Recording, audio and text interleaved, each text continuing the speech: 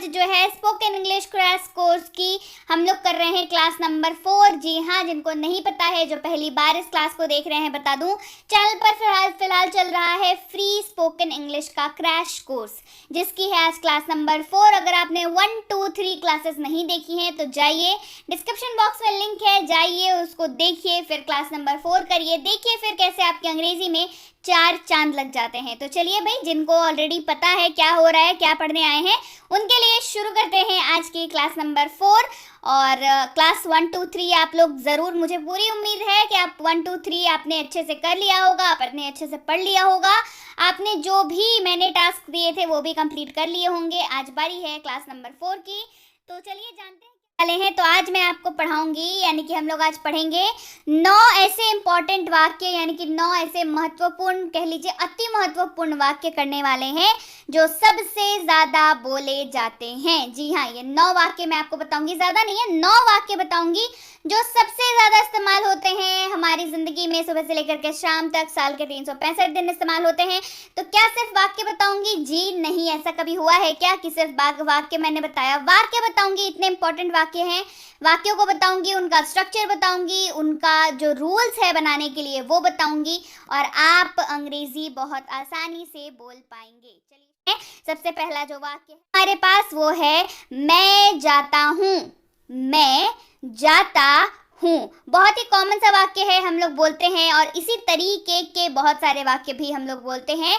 तो इसका स्ट्रक्चर जानना बेहद ज़रूरी है। तो स्ट्रक्चर जानने के लिए सबसे पहले SUB, यानी कि सब्जेक्ट इसको बोलते हैं, सब इसका शॉर्ट फॉर्म में लिखते हैं, ऐसे इसको बोलते हैं, सब्जेक्ट है। तो सबसे पहला हो गया सब्जेक्ट, साथ में हो गया वर्ब फर्स्ट, यानी कि वर्ब का पहला रूप, यानी कि V1, जो कह लीजिए बहुत सारे नाम हैं इनके। और अगला है OW प्लस OW, यानी कि अदर वर्ड्स, यानी कि सब्जेक्ट जो है वाक्य का, उसके बाद वर्ब जो है वाक्य का, उसके अलावा जो भी आपको शब्द दिखे वो अदर वर्ड्स की कैटेगरी में आ जाते हैं, यानी कि OW बन जाते हैं। तो मैं जाता हूँ, क्या हो जाएगा स्ट्रक्चर? सब्जेक्ट प्लस V1, यानी कि वर्ब का पहला रूप, और OW यानी कि अदर वर्ड्स। तो क्या हो गया? I go। तो I क्या हो गया यहाँ पे? I हो गया यहाँ पे सब्जेक्ट, और V1 यानी कि go वर्ब का पहला रूप। क्लियर हो गई बात? ये बढ़ते हैं आगे, रूल समझ लेंगे, बहुत ज़रूरी है रूल जानना। तो ध्यान रखेंगे, आप V1 का इस्तेमाल करेंगे, वर्ब के पहले रूप का इस्तेमाल करेंगे जब भी आप I, you, we और they के साथ वाक्य बना रहे होंगे, यानी कि जब I, you, we, they as a subject हो वाक्य में, तो वहाँ पे आप V1 का इस्तेमाल करेंगे, वर्ब के पहले रूप का इस्तेमाल करेंगे। तो आप में से बहुत किसी के दिल में सवाल आ रहा होगा कि मैम ही, शी, इट और कोई भी नाम रहेगा तो क्या करेंगे? जी हाँ, ही, शी, इट और कोई भी नाम रहेगा तो वर्ब के साथ वहाँ पे S नहीं तो ES लग जाएगा। क्या लगेगा? S लगेगा, नहीं तो ES लग जाएगा। दोनों में से कोई एक लगेगा, दोनों नहीं लगेंगे। हर वर्ब में S नहीं लगता, हर वर्ब में ES भी नहीं लगता। कुछ वर्ब है जिनमें S लग जाता है, कुछ वर्ब है जिनमें ES लग जाता है। तो ये तो भाई आपको पढ़ना पड़ेगा। मैंने ऑलरेडी वर्ब की क्लास करा चुकी है, तो उसको जाइए देखिए किसमें S लगा है, किसमें ES लगा है।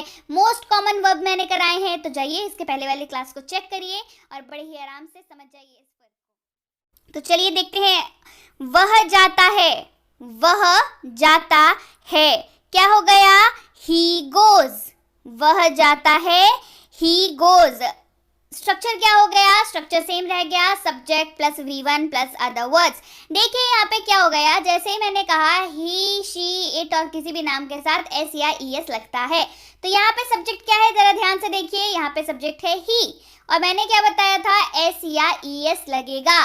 तो V1 वर्ब का पहला रूप क्या हो गया? गो, मतलब जाता है, मतलब गो, और ES लग गया, क्या बन गया? Goes, he goes. समझ आ गया फर्क? मैंने देखा है बहुत बच्चों को कन्फ्यूजन होती है, हमारे जो ऑफलाइन के बच्चे हैं, पेड कोर्सेज के बच्चे हैं, उनको बहुत कन्फ्यूजन होती है। उम्मीद है आज के बाद आपको कन्फ्यूजन नहीं होगी। मैंने सोचा क्यों ना आपको भी ये कन्फ्यूजन पे आपसे भी बात की जाए कि क्या आपको भी वाकई कन्फ्यूजन होती है इस चीज़ में, तो S और ES लगाने में। तो भाई आज के बाद आपको ये कन्फ्यूजन नहीं होने वाली है। क्लियर हो गई बात? चलिए बढ़ते हैं आगे, अगला नंबर देखते हैं, यानी कि नंबर 2 टाइप ऑफ वाक्य। मैंने क्या बताया था? 9 तरीके के वाक्य बताऊंगी, पहला बता दिया, दूसरे की बारी है आपके सामने।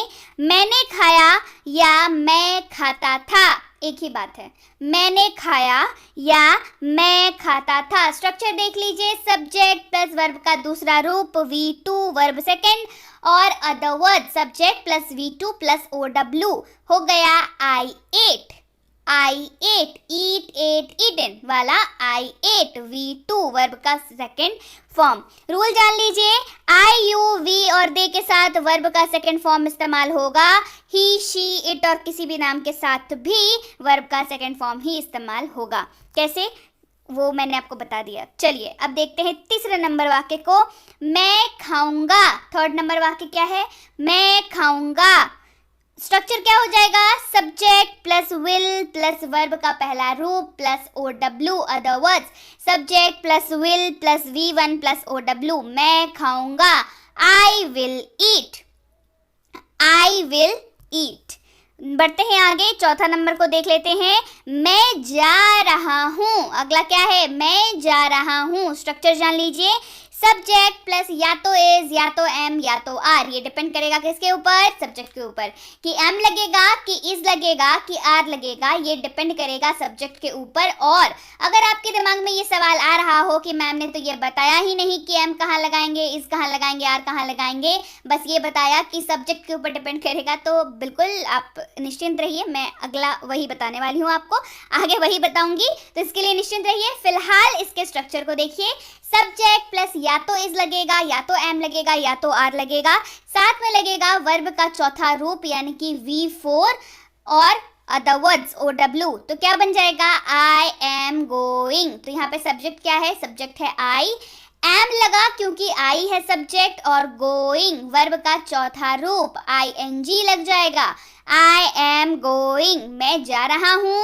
I am going. अब समझिए कि इसके साथ क्या लगाएंगे, आई रहेगा एम लगाएंगे, यू वी दे रहेगा आर लगाएंगे, ही शी इट और कोई भी अगर नाम रहे तो इज लगाएंगे। हो गई बात क्लियर, हो गया कंफर्मेशन कि किसके साथ क्या लगाएंगे, इसी में कंफ्यूजन हो रही थी ना।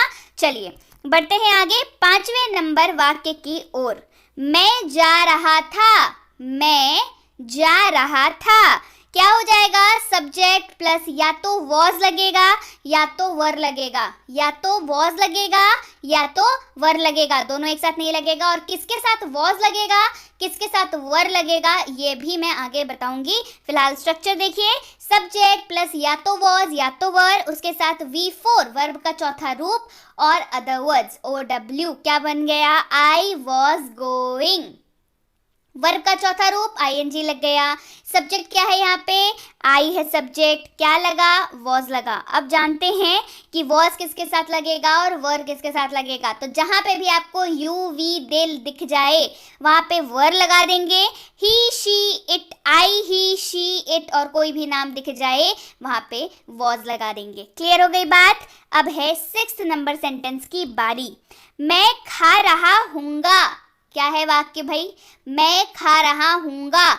स्ट्रक्चर देख लीजिए, सब्जेक्ट प्लस विल बी, जी हाँ विल के साथ यहाँ बी भी लगेगा, लगेगा V4 और other words, subject plus will be plus V4 plus other words, क्या बन जाएगा वाक्य हमारे पास, I will be eating, V4 लगा है तो ING भी लगेगा, I will be eating. I क्या है सब्जेक्ट, विल बी तो लगना ही है, साथ में V4 यानी कि ईटिंग और अदर वर्ड्स अगर वाक्य में हुए तो। मैं खा रहा हूँगा, आई विल बी ईटिंग, मैं खा रहा हूँगा, आई विल बी ईटिंग।